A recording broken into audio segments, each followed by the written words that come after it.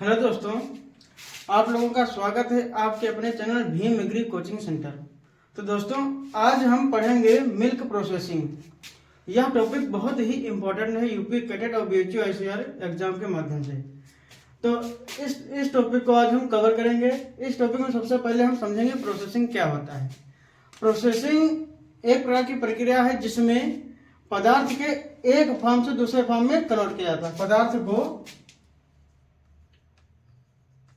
पदार्थ को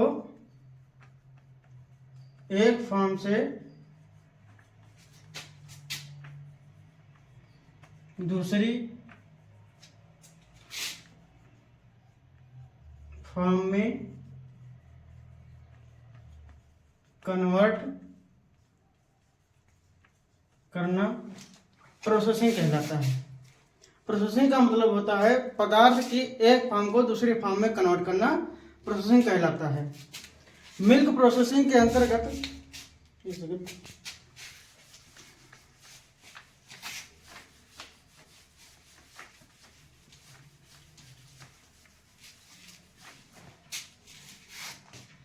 milk processing के अंतर्गत कई टर्म्स आते हैं, जैसे पास्चुराइजेशन, स्टेरिलाइजेशन, चिलिंग और होमोनाइजेशन। इन टर्म के बारे में हम आज डीपली से पढ़ेंगे। तो सबसे पहले हम पास्चुराइजेशन के बारे में पढ़ेंगे।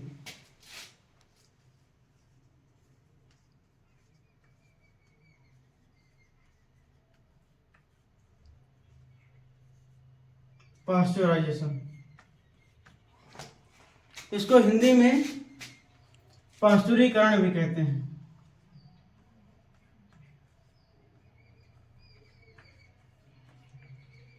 पास्तुरीकरण,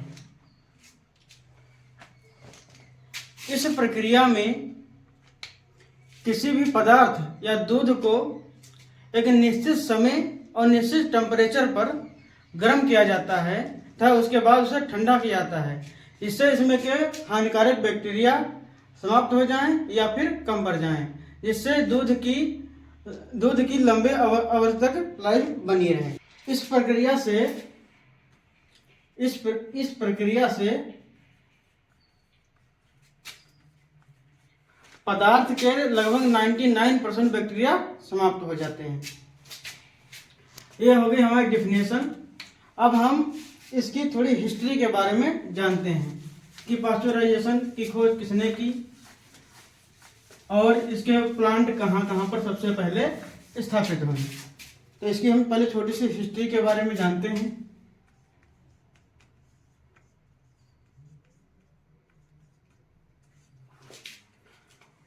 तो बात है 1864 की।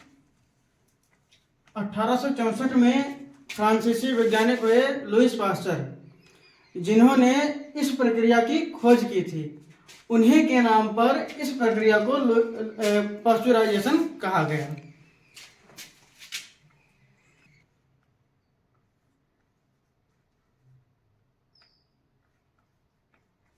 लुईस पास्चर, इन्हीं के नाम पर इस प्रक्रिया को पास्चुरीकरण कहा गया। 1864 में इन्होंने दूध को 62.8 डिग्री सेल्सियस पर 30 मिनट के लिए गर्म किया। तो इन्होंने पाया कि दूध के सभी हानिकारक बैक्टीरिया समाप्त हो चुके हैं, जिससे दूध की एक लंबी लाइफ सुरक्षित हो गई। इन्होंने दूध को 62.8 सेल्सियस टेम्परेचर पर 30 मिनट के लिए गर्म किया, हीट किया, जिससे दूध के सभी बैक्टीरिया खत्म हो गए और दूध की लाइफ बढ़ गई। दूसरा पॉइंट देखते हैं। सन 1886 में फ्रांस में सबसे पहले पास्चुराइजेशन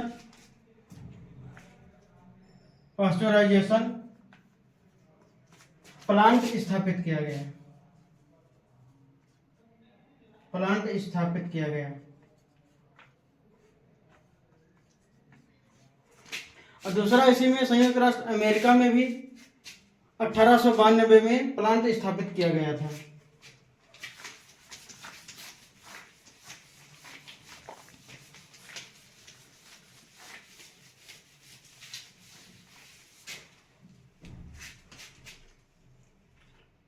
संयुक्त राज्य अमेरिका में भी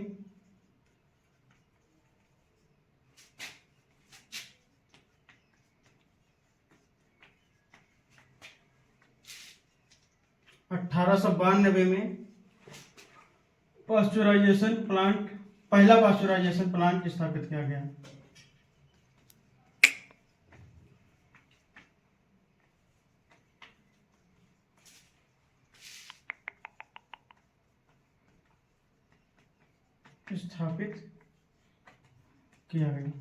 दोस्तों ये आपकी रही पाश्चुराइजेशन की थोड़ी हिस्ट्री।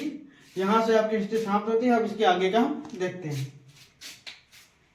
अब इसके हम पाश्चुराइजेशन के जो टाइप विधियां होती हैं उसके बारे में हम पढ़ेंगे।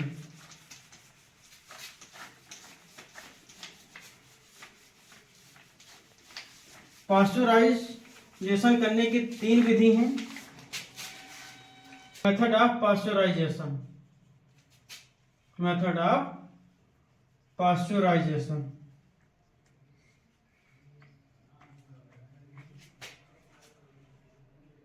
विधियां, पाश्चुराइजेशन की विधियां हिंदी में भी लिख दी गई।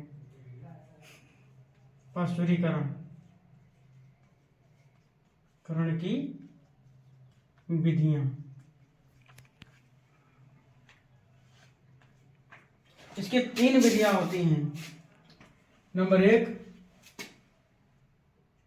LTL, लो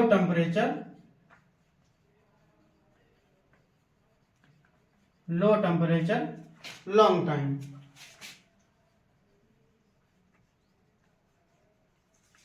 दूसरा है HTST, मतलब हाई टेम्परेचर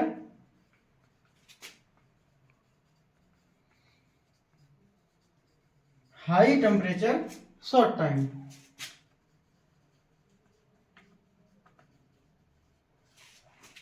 ये आपके 2 मेथड हो गए। अब तीसरा अभी देखेंगे।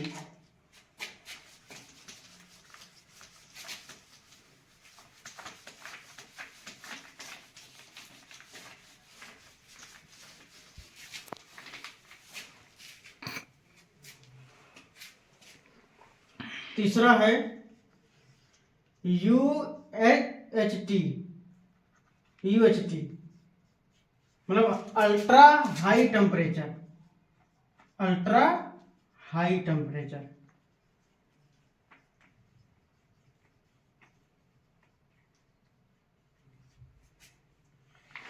इस प्रकार से ये आपके 3 विधियां हैं। अब हम इन 3 विधियों को अलग से एक एक करके पढ़ेंगे। अब हम इन तीनों विधियों को अलग अलग करके पढ़ेंगे। तो पहली विधि है LTLT, लो टेम्परेचर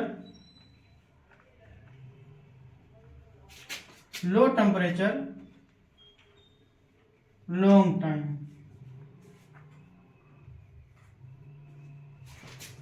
इस विधि में दूध को 62.8 सेल्सियस टेम्परेचर पर 30 मिनट के लिए गर्म किया जाता है। इस विधि में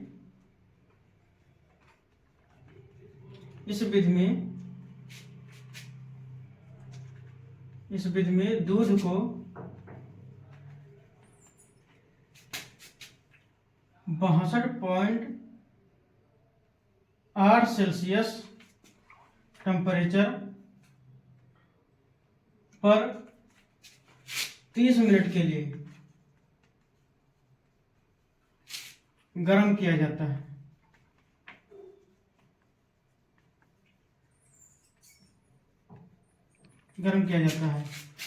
इस विधि को होल्डिंग मेथड भी कहते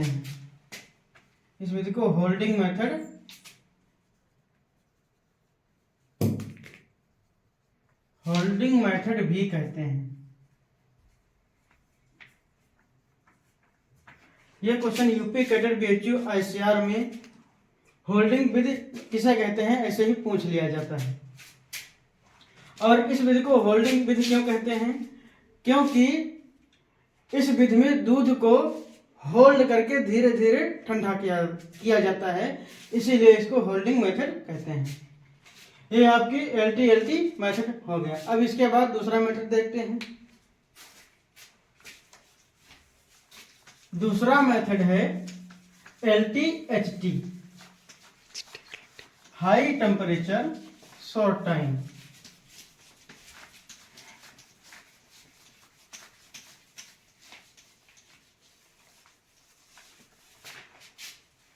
दूसरा मेथड है HTST, मतलब high temperature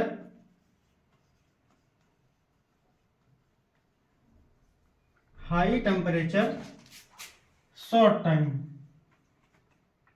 high temperature short time HTST। इस विधि में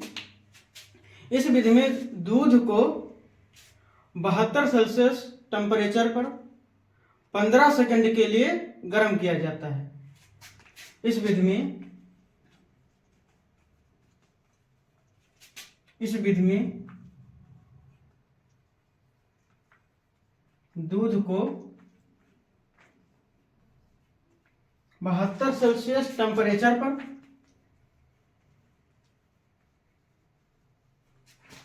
15 सेकंड के लिए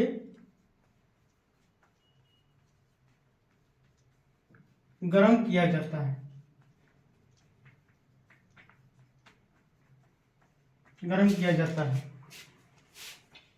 इस विधि को कंटिन्यू मेथड भी कहते हैं या सतत विधि भी कहते हैं। इस विधि को सतत विधि भी कहते हैं। अब इस विधि को सतत विधि इसलिए कहते हैं क्योंकि इस विधि में दूध को उपकरण के माध्यम से कंटिन्यू पहुंचाया जाता है। इस विधि में दूध को ठंडा करने के लिए उपकरण के माध्यम से कंटिन्यू इधर उधर पहुंचाया जाता है, इसीलिए इसको सतत विधि भी कहते हैं। ये आपका दूसरा मेथड हो गया। अब इसके बाद तीसरा मेथड देखते हैं।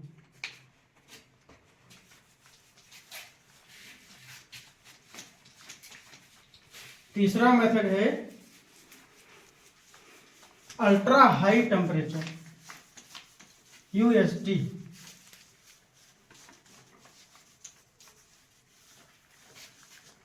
तीसरा मेथड है UHT,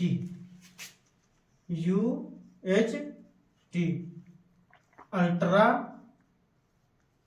हाई टेम्परेचर।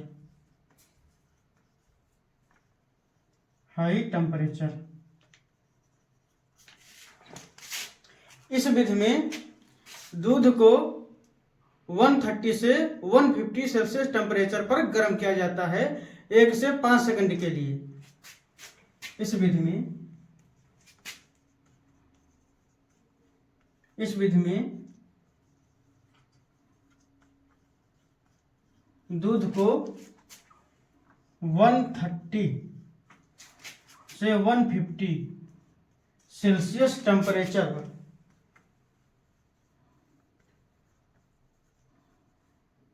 पर 1 से 5 सेकंड के लिए गर्म किया जाता है। इसके बाद इसे 10 सेल्सियस टेम्परेचर पर ठंडा कर लिया जाता है। इसके बाद दूध को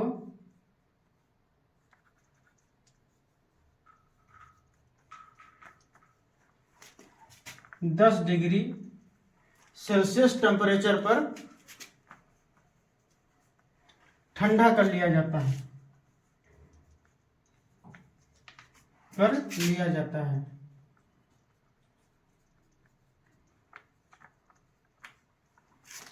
इस प्रकार से ये पास्चुराइजेशन की तीनों विधियां हो गई।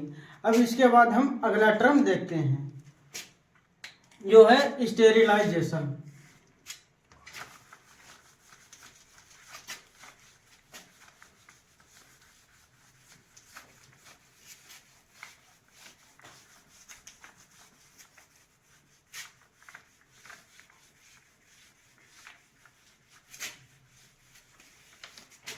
अगला टर्म क्या है? स्टेरिलाइजेशन।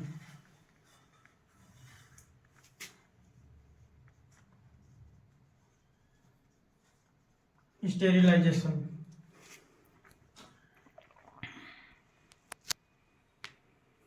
इस विधि में दूध को 100 डिग्री सेल्सियस टेम्परेचर पर गर्म किया जाता है 30 मिनट के लिए, जिससे इसके सभी बैक्टीरिया नष्ट हो जाते हैं। इस विधि में दूध को 100 डिग्री सेल्सियस टेम्परेचर पर 30 मिनट के लिए गर्म किया जाता है तथा इसके बाद इसे ठंडा कर लिया जाता है। तथा इसके बाद इसे ठंडा कर लिया जाता है।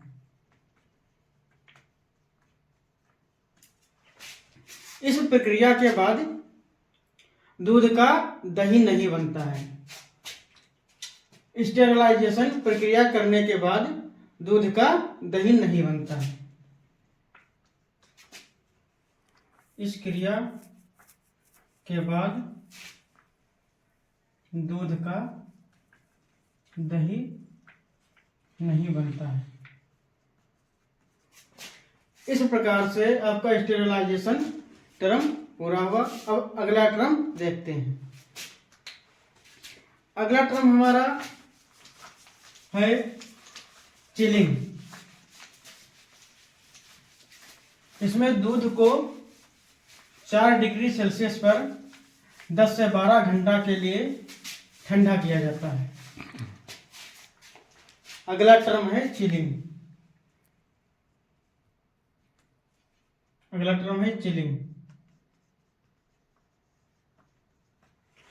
इस विधि में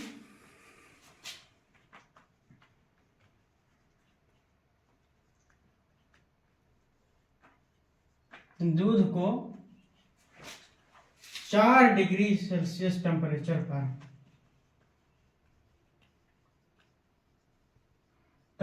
पर 10 से 12 घंटा के लिए 10 से 12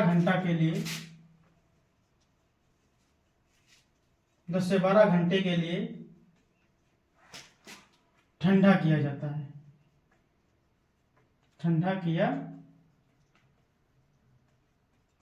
है। अगला टर्म है होमोजेनाइजेशन।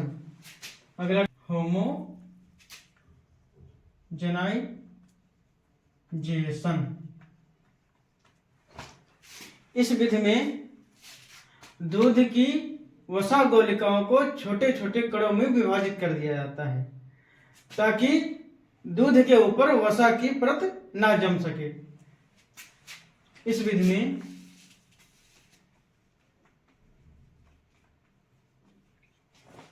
में दूध के वसा गोलिकाओं को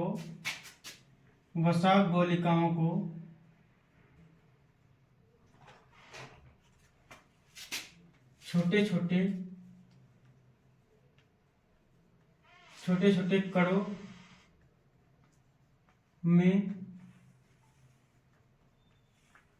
विभाजित कर दिया जाता है,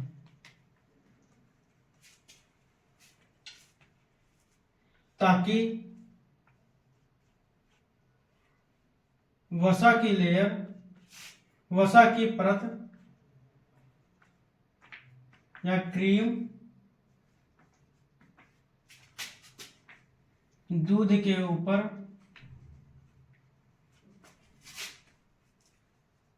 ऊपर ना जम सके।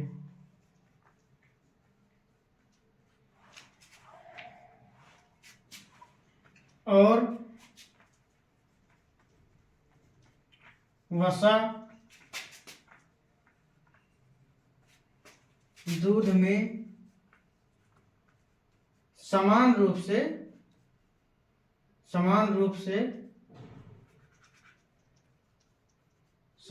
से वितरित रहे।